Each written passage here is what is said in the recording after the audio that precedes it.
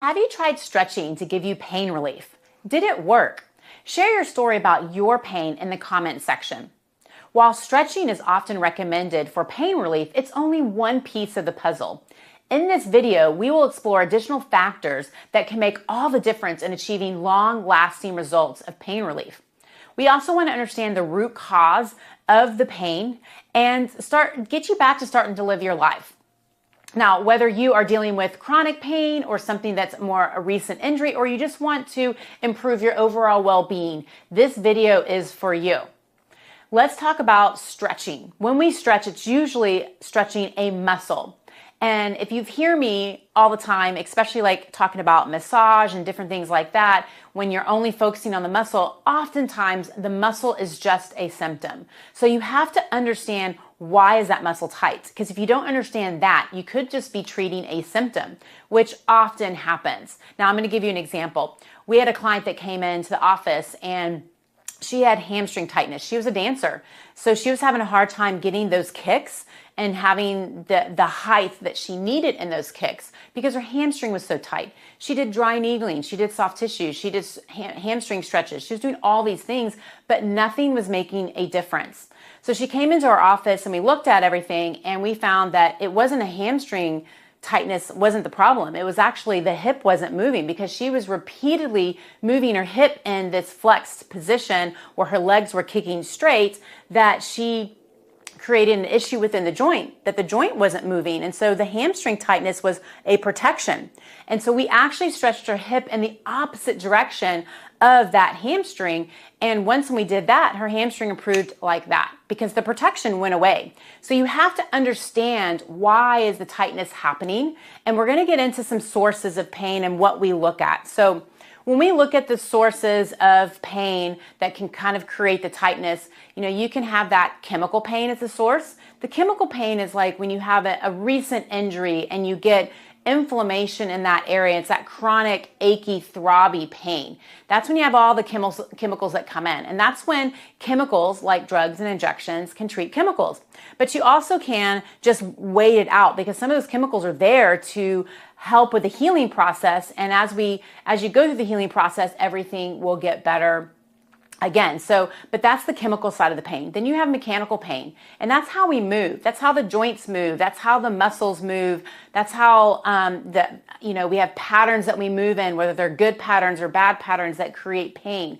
And so the body, the mechanics of how the body works is when you want to get to a mechanic to understand, a body mechanic to understand what's going on.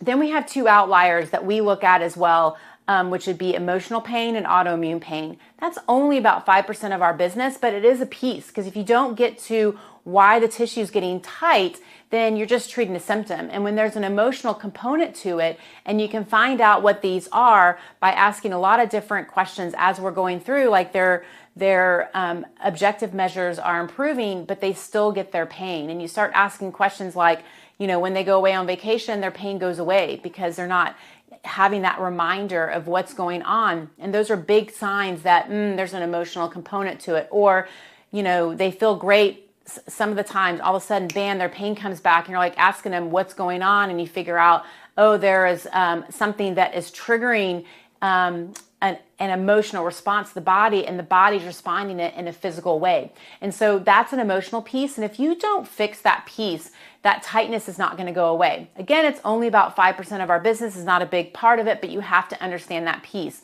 Autoimmune type stuff. This is when they have a lot of fatigue that's into play. They'll have their symptoms have no patterns. Like when it's mechanical, there's patterns to everything. Like that's a common pattern that we see.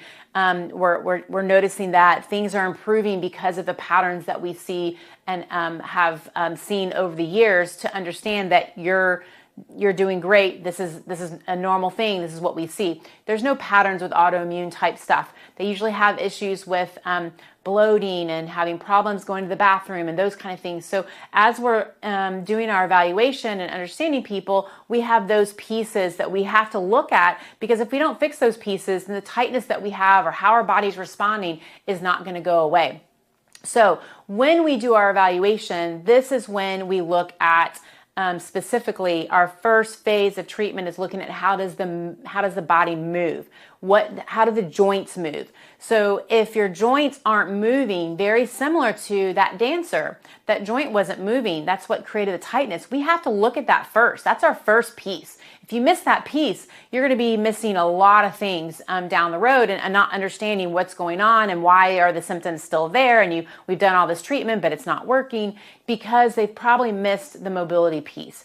And when we look at the mobility, we aren't just looking at the side of the pain. So like if you had knee pain, we want to look at the mobility of the knee, but we also need to look at the mobility of how does the tib fib move? That's the bones below the knee. How does the ankle move? How does the hip move? How does the back move?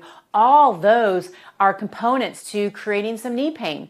And if we don't look at all those things, or tightness around the knee, then we're missing the boat of what's going on. So you always want to look at the joints above and below. If we've cleared the joints, everything's moving, then we can get into the muscle tightness, the soft tissue, the stretching, those kind of things to improve that area. Now, you have to get into the why. Why did it happen? Why did that muscle get tight?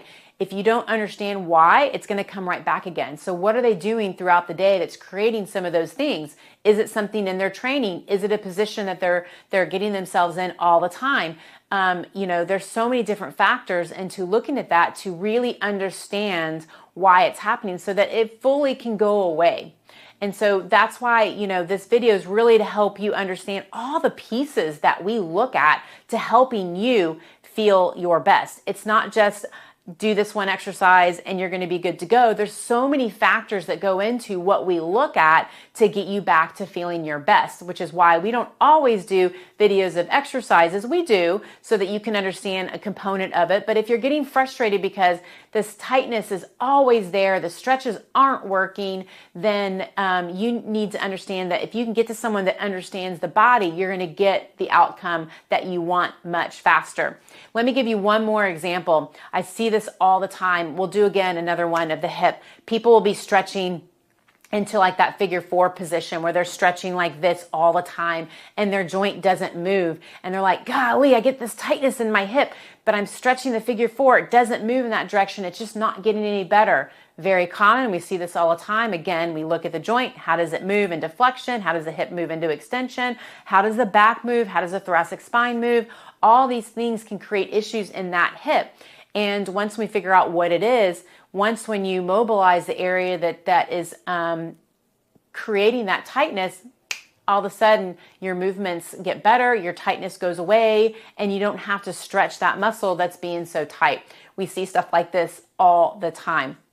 So again, make sure you share your pain experience in the comment section and we can help kind of guide you a little bit about what's going on with you. And make sure you subscribe and like this video so that we can continue to provide great content for you and just helping you understand the body a lot better. So again, make sure you subscribe and like, share this video to anyone that needs to hear this message, and we'll see you next time.